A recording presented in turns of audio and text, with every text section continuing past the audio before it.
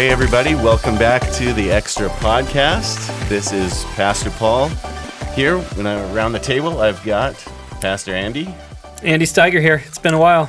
Good to be with you. Jeff Bucknam here. You're already into the chips, are you, Paul? Yeah, man. I'm going to open mine. What's the subject of today? Dude, listen. I was at this amazing taco joint the other day. But I have to say, I have to be blunt.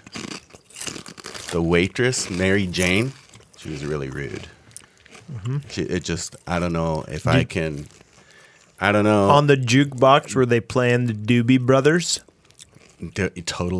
Totally. And I was there around 4:20. Of course you were. All right, so we figured it out. Yeah. And you brought the chips because Paul apparently has the munchies. Yeah, you know it. So, if you're a Canadian, if you have been paying attention to what's been going on in politics the last few years, what's going on in the news, you will know that tomorrow is the first day of legalization. Tomorrow being October 17th. We're recording this on the 16th. October 17th is the official day of marijuana being legal in Canada. Yep. So, nationwide. Yeah. Isn't Canada the second country in the world to make it a federal, like a national policy? Am I wrong about that? Something like that. It's something like that. I know there are a lot of countries that were upset with Canada for doing it. The states in the U.S., of course, have legalized it, but it's not a national issue. For some people that are wondering how this works, from what I understand, tomorrow, 17th, you'll be able to purchase marijuana online and the government will mail it to you. Apparently, they will not leave it at the door, and you'll need to sign for it and prove that you're 19 or older. And then it's going to be sometime around April that this is going to be for sale in stores. You're allowed to grow a certain number of plants in your house, too. I believe it's 3 pots. Yeah. 3 potted plants, and then after that you get fined. So it's kind of like they've put together some rules. Another one that I know I was wondering was, okay, what about people smoking marijuana and driving? Yeah. Is that going to be illegal? So I ride my bike around town right. and I will tell you that this is already an issue. It is so common for me to be riding and all of a sudden somebody drives by and just it stinks to high heaven. Like marijuana coming out of the window of their car. Now I don't know if that's the driver doing that, but it certainly is is everybody else. That's an interesting point because when I was reading on this, you are not allowed to smoke it in a car or in a boat. Okay, and makes sense exactly. And then apparently, I don't know how they can check you, but they can check your blood level. I think they're struggling with figuring out how they're going to administer blood tests. Yeah. I'm not sure they can. It's very difficult to police this issue for the cops. The police want to implement a saliva test, but opponents of this are saying that there's certain there's certain issues around that there's other things that could give you the same like prescription drugs that you could take that could give you the same kind of result in that saliva test. And so there's people that are having issues all around that. But it's interesting that we're even, like you said, Canada being one of the or very few countries having this as a national policy where it's legal. I mean, it doesn't seem that long ago that if I look back in history, we were laughing at people who would be running for something called the Marijuana Party. Mm-hmm. That was an actual party here in Canada? Yeah, there were guys, you would see signs when it would be time for a federal election, whoever running for the marijuana party, and it was a joke, right? It was like, and there was also a yoga party at one point where these guys they were called the Flying Yogis. Paul, I think it's the same party. Anyway, so yeah, probably the same party. You're right. Well, 3 years ago, Justin Trudeau made this as a part of his campaign promise. Yes. Is elect me and I will make it legal, and they've done that. Yeah. Yeah. A former snowboarder from Whistler campaigning on marijuana. Well, Who's surprised? He probably got that? The snowboarder from Whistler vote. Yeah, exactly. Paul, I'm somebody who comes from outside of Canada. I am interested though in how did we Canada, from your point of view, get to this particular spot in history? Like what has led to this sort of thing? Yeah, I think when you look at Canada kind of has a history of pushing the envelope on social issues, liberal social issues, a little more towards what European countries do. So when you see countries like the Netherlands, which are very loose on their drug policies, even if I'm not even sure what their policies are. I know that it's very hard to get in trouble for having illicit drugs, or what we would call illicit drugs, at least. In the Netherlands, in places like Amsterdam, right? Very open to anything anybody wants to do. It's cool with them. And Canada has traditionally been more pushing towards what liberal European nations have been doing than the U.S. So actually, for the U.S. to legalize it in certain states before, so Washington, Canada, California, Colorado. I think there's one more. I think Maine is well. I can't remember. But yeah. So I think even the state of Maryland, maybe, but not Washington D.C. in particular. No. So it's been an interesting last couple decades watching this, because it went from being like a laughingstock idea where it was not accepted at all to now where you can go anywhere. You drive down South Fraser Way and you see marijuana dispensaries, and they're or down Clearbrook Road. I think Clearbrook Road probably has the most marijuana dispensaries per capita in Canada. Well, a lot of it has to do with the medical store. Marijuana, and this is one of the things I think that we should clarify even at the front end of talking about this. There are several people who've been very, very helped by medical marijuana in the same way that they would be helped by morphine or codeine or some other kind of narcotic that helps them with pain relief. I mean, today in the hospital, there's lots and lots of morphine being administered. So, so there are those I know who've dealt with, I can't remember what the exact name of the drug that's in marijuana. The THC? Yeah, is it THC? Yes, sorry, I should know that. Yeah, but the drug itself is helpful to lots of people suffering from glaucoma or certain kind of pain ailments and stuff. I know it's helped some people with their eyesight and things like that. So in a sense, you do want to realize that, just like the medical community has used it, and it's been a great help to a lot of people in that regard. But we're not talking about medical use. We're talking about recreational use, meaning that so now in Canada, it is legal to recreationally use a narcotic. And so what should we as Christians how should we as Christians view that kind of stuff, and how is it going to affect society and stuff? And you guys talked about this on a podcast that you did with Apologetics Canada, though. And this is like a big deal for you guys. Well, we talked on it about a year ago when this was all being discussed, and particularly when the U.S. was passing laws accepting it, such as in Washington and whatnot. And one of the things that caught me off guard is we did this show on it, and afterwards, that was probably the biggest backlash from listeners that we've ever received on any topic we have ever done, was people angry with us specifically because we were opposed to recreational marijuana use. So why would somebody be upset with you or with Christians for being against recreational marijuana use? Well, I think if I were to put myself in their shoes, I think that what they would want to argue is something to the effect that God created marijuana, and marijuana isn't harmful. This is their argument, right? It's not harmful, and so it should be something that is kind of a Christian liberty thing. So how do you interact with that, you personally? Well, one of the main arguments that I talked about on the show, and that I still hold to, is that marijuana is an interesting drug that a lot of people want to equate with alcohol, for example. That's the most common way that people understand it. Yeah. Is that if alcohol is legal and can be abused, then why not marijuana? In fact, there are those who argue that marijuana is less harmful than alcohol would be. Right. And one of the main arguments that I was talking about there is that, alcohol can be consumed without being inebriated.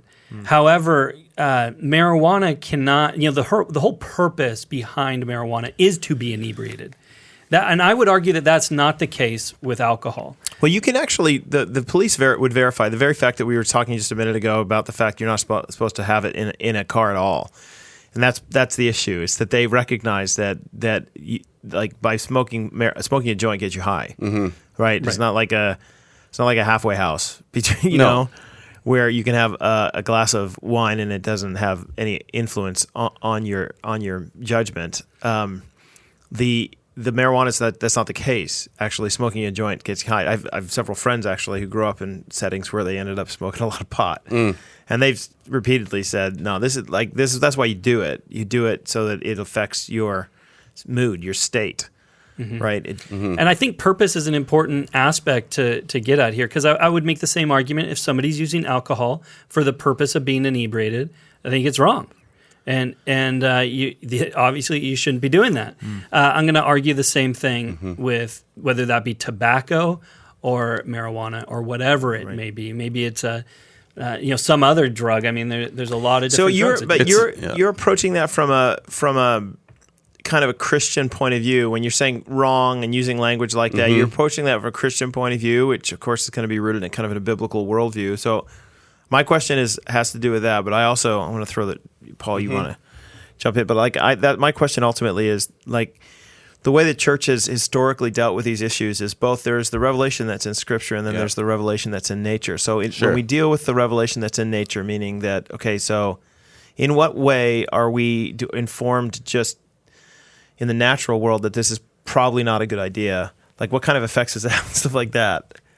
Right. I mean, when you look at, exactly. Romans 1 tells us that God has revealed himself to us in nature, and we can see and know that, and we can know who he is. And but when we look at all of things that are created in nature, just because something is natural doesn't mean it's good for you.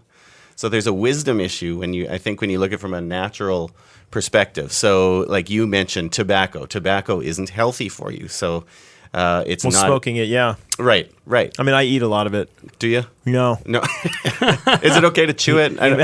The guys with mouth and tongue cancer, I don't think. Well, that's my point, though, is that the thing, that what you end up finding in the use of some of these tobacco, which is a plant, right, is that by chewing this it forms, it actually causes some form of cancers. Yes. Similarly, there are some deleterious effects of marijuana usage on this. So the number of reported cases in the state of Colorado, for instance, when they legalized it, the ER visits for people with episodes of psychosis and various mental illnesses, something called, I think it's chronic vomiting syndrome. That's a syndrome? Yeah. I'm trying to avoid that one. Cyclical vomiting syndrome. Every pregnant woman has that. These all were on the increase. And in particular from people who were starting to ingest cannabis or marijuana in edible things. So things such as brownies and whatever else people like to cook. People think that that's going to be better for you for some reason. That's better than smoking it. And actually, the American Psychiatric Association, on a health basis, says no way, it's not better to eat it. You actually get way more into your system, and it will cause severe issues. Right. And when I was a kid, of course, the common statement was it just kills brain cells, which of course that's why you call them guys potheads. Potheads. Yep. But and it does. There's no argument essentially against that fact. Yep. Most people, though, when they're pushing back here, they say, but it's not that bad. There's lots of stuff that we have in our society. I mean, essentially, they point to alcohol and some other things that people do. Too much sugar. Well, one of the things I've heard come aspartame, up in an argument, your favorite? In an argument that's often made, is, listen, when people get drunk, they can get mean and fights break out. But if you smoking marijuana, people mellow out. And they're not. So it's largely better for society. That's the argument that will be made often. Yeah. So is that just like an old wives' tale? Because that's the stereotype of the pothead, is that he just sits back and is like, whoa.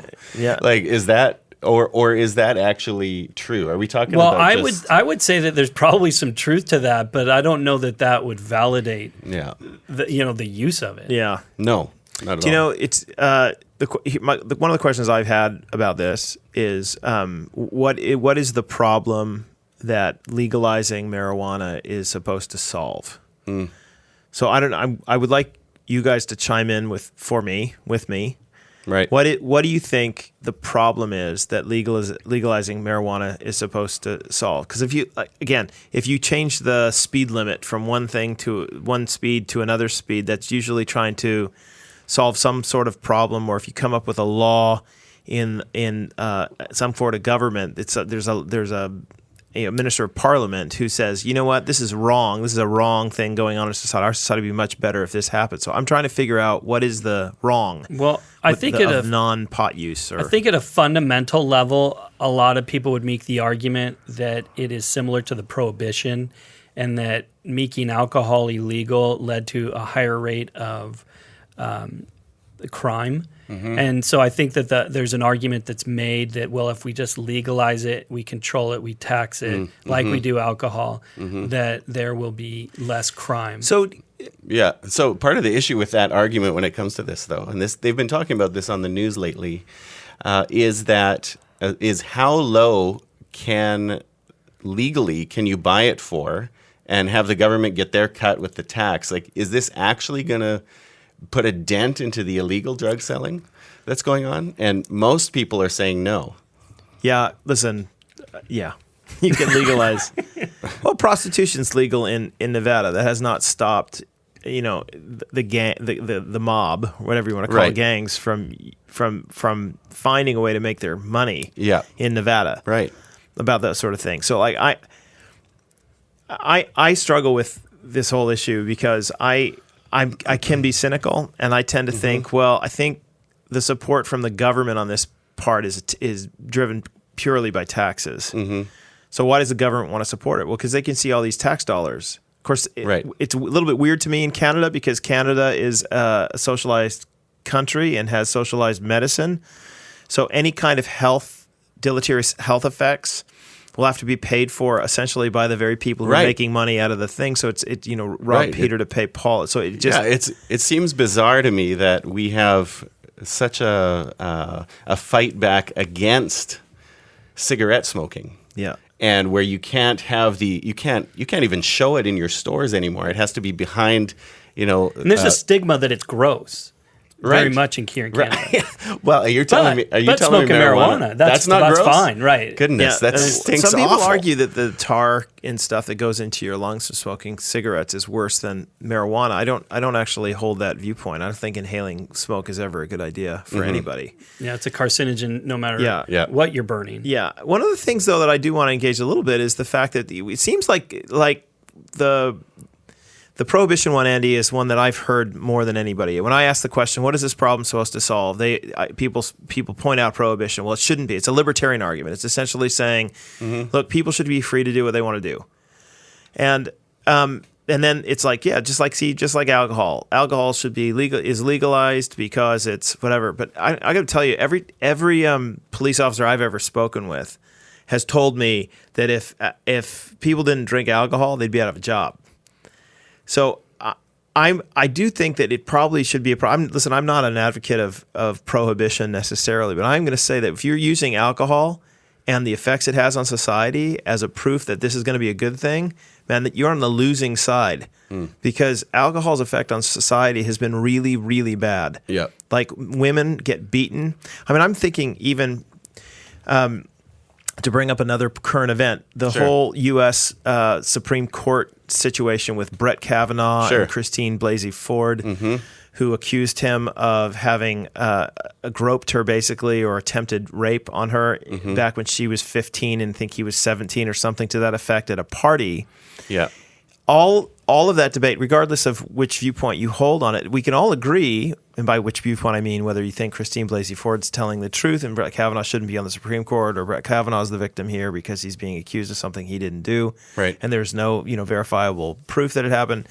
It doesn't really, I mean, it matters which view you have, but ultimately what we can all agree on is to say that this party that supposedly they were at and the drinking habits of Brett Kavanaugh when he was younger are not things that are good. In fact, the only reason that people have questions in their mind about whether or not this could have actually happened is because he had a penchant for drinking when he was younger and perhaps still does. And she perhaps was drinking at this party when she's 50. And my point is, when people drink, I was in a fraternity for a couple of weeks in my life, and I'm just telling you that when people drink, they do stupid things. They do things that lead to sexual harassment at various levels. They do things that they shouldn't do. So in the end, if you're using this as your argument, saying, well, alcohol is a good thing. First of all, I think I'm pushing back saying, yeah, but you can drink some alcohol and not be inebriated, whereas you can't smoke pot and not have it affect you. And secondly, man, the effects of alcohol in society are really bad. They've really hurt. So if you're assuming now that based upon our experience with alcohol or other drug use, this is going to turn out to be a really good decision, man, I tell you what, I don't think that the evidence isn't on your side. It certainly isn't on your side in the Netherlands. It isn't on your side in the early stages in Washington State. And it isn't on your side in Colorado. So ultimately, people want to be free to do it, but I think the way that God's revealed things in His natural order shows that actually it's not a healthy thing to do, right? Right. It reminds me of something that was in the news last year where this guy wanted to have sex with his sister, and so he just gave her a bunch of pot. They smoked some pot together, and soon her inhibitions were out the window, and then that happened, and it just leads to that idea, like, people can and will do bad stuff or use it in ways that are against the law, whether or not it's illegal or whether or not if it's legalized isn't going to change that. No, I've actually been wondering. I have been wondering if there's going to be an increase in pot smoking or not, because I guess I've ridden my car around the place, or sorry, I ride my bike around the place, and it's everywhere already. Yep. So I'm not sure that the legalization of it's going to make it that much different. I just think that in the minds of some people, particularly Christians, and this is the point I think that we need to. So you deal with the natural order of things, but then you have the revelation of Scripture, and like what do we say to Christians then about it? Because there will be some Christians who will be like, oh, finally it's legal, so all the taboo of it is off, and therefore since it's legal, it's just like any other Christian liberty, and it's cool. So I'm wondering what you guys think. Personally, I won't be surprised if down the road that could take place. I know that there's some places like on Vancouver Island where they deal with it so much that I wonder what's going to happen in some of those places. But no, I think that it's kind of a tricky one, man. I feel like there's a stigma on marijuana that's probably going to stay there. But I do wonder what's going to happen down the road with regards to it. I know just to bring up one example of how people are wrestling with this is today, of all days that we're doing this show, I got an email from a young adult that works at a nursery down the road. And was just informed that this nursery will begin selling marijuana plants. And so that raises the question for this young adult, like, am I going to continue to work here or not?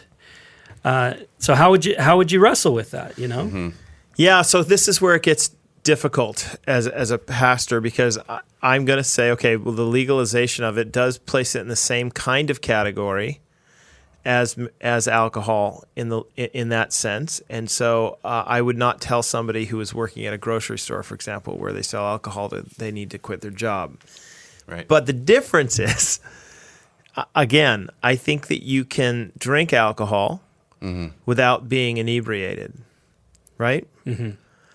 So maybe a better example, though, is what do you guys think? Should somebody who is working at a location that sells pornography, let's assume, like back in the day, right, when it was in magazine format, but there's still, I imagine that there's still magazines still exist around. Yeah, sure. So if you work at a bookstore that sells pornography, or if you work at Amazon, who sells pornography, I was going to say, because so are you obliged to to quit now because they sell some products that you don't support. So this was something that that I wrestled with when I worked for TELUS, because installing TELUS Right. TV, And you facilitate the pay-per-view. yes, Yeah. and there was even a month or two where a promotion was that you could get one of the pornographic channels for free if you signed up Was the to. was Okay. their highest month of sign-ups ever. Actually, I never actually had to come across. I installed, I don't know, a couple hundred TELUS TVs, and I never actually came across somebody who wanted it. Yeah. So I was thankful for that. But at the same time, our managers also told us, like, if you have, like, because I raised the question, I said, if somebody wants that, I said, I'm not comfortable actually giving it to them or helping them find that channel. And we were given total, like, if your conscience says no, then you can walk away. Yeah, that's really good to tell and us. get somebody else to do it. They said, we aren't going to keep selling it, but you have the freedom to walk away from that part of the business. Yeah. So hopefully, hopefully this nursery, for instance, would give their employees that kind of freedom. Like, if your conscience is telling you, I don't want to sell this, that you don't have to physically deal with it that way.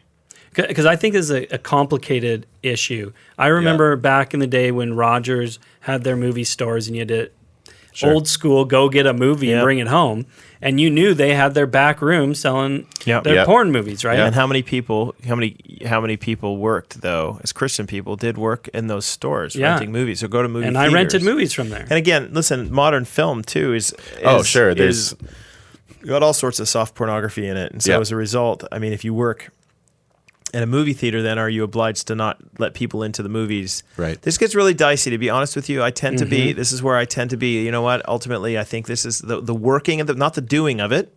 Yeah. The doing of it is not a Christian freedom, okay, which is where I'm going to come down. The doing of smoking pot or the doing of looking at pornography, those aren't Christian freedoms, they're sinful. Yeah. But the working at a place that doesn't have its main, you know what I mean? It's not like you're not working at a strip club. But you are working at a place that might, as part of their business practices, be doing something on the side like that or sell something like that. Nursery is the case here, right? Mm-hmm.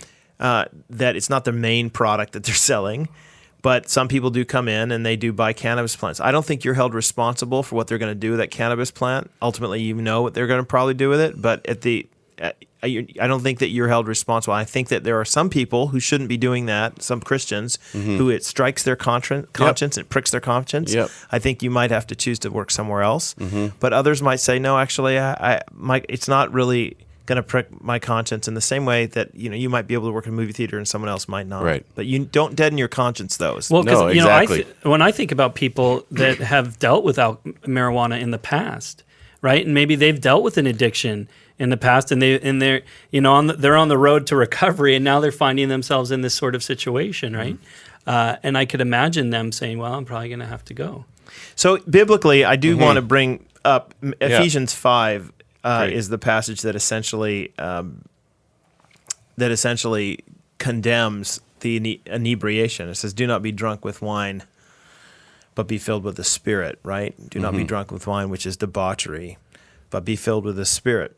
So you have a negative command, the do not, and you have a positive command there. And it's an interesting comparison in the sense that if you're going to be controlled by anything, this is the whole point, being drunk controls you. There's a controlling factor that the alcohol and the drug has on you. So you should never be put in a situation where you're being controlled by a thing, right? Yep. And that's ultimately what we're talking about here. Is I just think it's a sin, like drunkenness is a sin. Yeah, What's the purpose behind it? It's interesting to me that you'll have sections where Paul will say, I believe it's to Timothy, you need to drink some alcohol. Yeah, no, totally. He says it's for your stomach's sake. Yeah, right? But he's right. So this is a medicinal purpose to it, right? Kind of, right? That Paul is saying, like, he's like, listen, this is some wisdom here. Your stomach's having some issues. Like, have a half a glass tonight before you go to bed. Right. It'll settle your tongue. And I could imagine that there's some people that perhaps, other drugs, other opioids haven't worked, but, marijuana maybe helps with glaucoma for them or whatever it might medicinally be. it's very You know, helpful. Yes. yeah, and I think that there's some wisdom there that it can be used in a monitored way for the purpose of helping your glaucoma or whatever Right. that might be. Yep.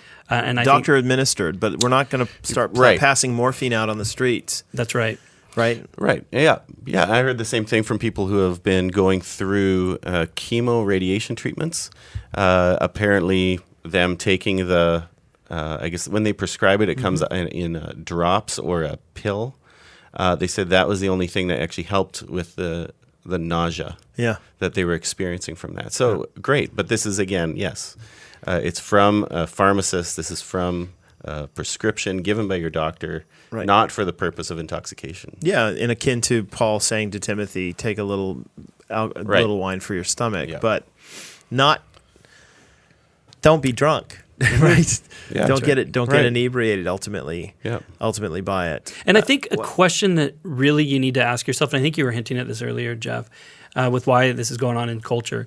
I think you need to ask yourself if you're desiring to smoke marijuana. Why? So this is my Right. big question, Get Andy. it In to the general, heart of the like matter. you work with young adults, and it seems to be a big issue among young adults that this be a legalized thing. So what I'm trying to figure out culturally is what is going on in the lives of young adults, especially, and people in general, perhaps, that makes them feel like they need to turn to a narcotic and get inebriated to try to deal with their lives.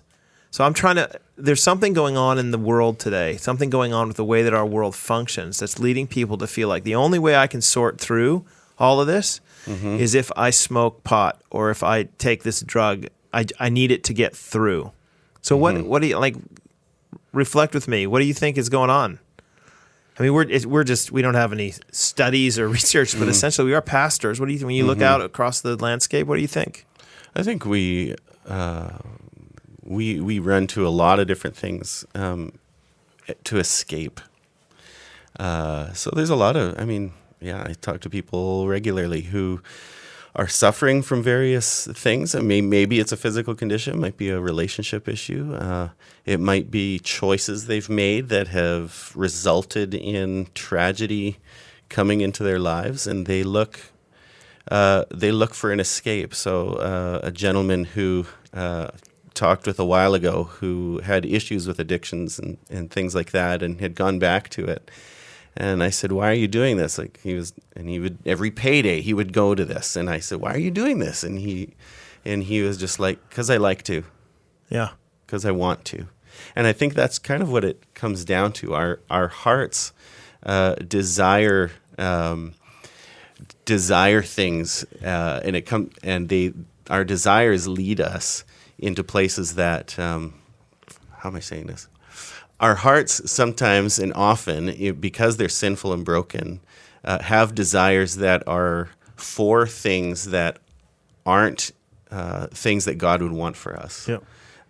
In a health-wise, spiritually, So- but we look at them as these false temporary saviors Yeah. who can And they are save us fleeting. from the. They're fleeting. And Exactly. just to be honest, I mean, money can be like this too. You can end up you can get inebriated. Oh, on yeah. money too, Shopping. but just you get a fix. Retail therapy. So I have this little theory, and you guys can decide whether or not it's crazy. This is just me musing. Yep. I have this theory that in the Western world, in a world that's heavily influenced by the Enlightenment, and I think that as a kid, you grow up assuming that there's supposed to be kind of a utopia that's there. Do you understand? Like you expect life to be really great. Yeah. And the dystopia hits. And then all of a sudden, life hits you. Like the stuff that people dealt with forever and ever and ever and ever, but seem to have categories for, we don't have as many categories for. And I think it's because our expectations, maybe it's because we live in the suburbs oftentimes, and we have, indoor plumbing, and we have so many things taken care of in our lives. We tend to even think that, we live in a world where sickness should be taken care of. It just feels like the promises made to us when we're young are so grand. You can do anything you want. You can be anybody you want. You'll be just perfect. And then all of a sudden, life hits you. And by life, I mean, you get sexually assaulted. You get fired. Your parents divorce. Your girlfriend leaves you. Yeah. You get lied about. You do some terrible thing. Like you have all of this stuff, and then the moment maybe it's a friend or a family member dies, the utopia fades, and as you said, the dystopia, the real dystopia of living in a fallen world seems to just lay heavy on people. Yeah. And they don't know how to get up. They've fallen and they can't get up. Yeah. And they feel genuinely like, I have no way out of this hole that I'm in. Yep. And the only thing that makes me feel better is the hour after I smoke a joint. You know, I finally feel a little bit of peace. Yeah. So here's my thing. I am of the belief that the cry for legalization of marijuana is actually a cry for the gospel, but they don't know it yet. Because ultimately, Christ is the Prince of Peace. And he's not going to make your life easy, happy, lucky, whatever you want to call it. Jesus is not going to be that for you. But ultimately, he is the one you can run to who will grant you peace temporarily here and eternally so. Jeff, on that note, I think is such an important point. I've often heard people say, "Oh, but my friend, he or she, they're just fine with life and everything's good." I don't think that they need the gospel. It's like, no. Yeah, they do. They do. They just don't know it yet. Yeah, and they're oftentimes really lonely, and they're oftentimes really sad, and they're oftentimes turning things like marijuana to try to make sense of it all. And the truth is that the fact that they're turning to those things is evidence that their life is not okay. They're trying to inebriate themselves out of pain and heartache and difficulty when we as Christians really do have the answer to the heartaches of life in the person of Christ, right? Be filled with the Spirit. Do not be drunk with wine. Be filled with the Spirit. I was talking with a girl recently that came to church because she was looking for friends. But at church, she wasn't looking for God. She was looking for friends. And when she came to church, she found God. She was filled with the Spirit, and it changed everything. And then it was then that she saw what her life was missing. Yeah. So my hope is, instead of being, this is the challenge we have ultimately as Christians, is that, we live in this society. On the one hand, we want to decry the fact that the government is making laws that we think are going to hurt people because we love them and we want to see their good, right? Yep. But we also need to understand why it is that the government is making the laws and what's culturally driving forward the lawmaking, and realize that actually the message that we have, the life we have in Christ, is the greatest life there is. And this is why it's get a little frustrated when I hear Christians saying, well, I want to smoke pot too. And I'm like, man, I don't think you understand who Jesus is and what being filled with the Spirit really entails. You're settling for what C.S. Lewis said, mud pies in the slum, when a holiday at sea is an offer. Yeah. Praise God. All right, Andy, you want to close in prayer for us? I'll wrap it up. Lord, we just pray to give us wisdom as we live in a broken world, and as we just experience the brokenness of life. But we know that even in the midst of the brokenness, even in the midst of our frustrations of what we thought was a utopia, and we come to realize is a broken world, a dystopia, God, we just pray that we continue to look to you as our hope and as our future. And Lord, that you would continue to lead us and help us to understand and give us wisdom as we just deal with the challenges of things like marijuana in our culture. Give us wisdom, we pray in your name.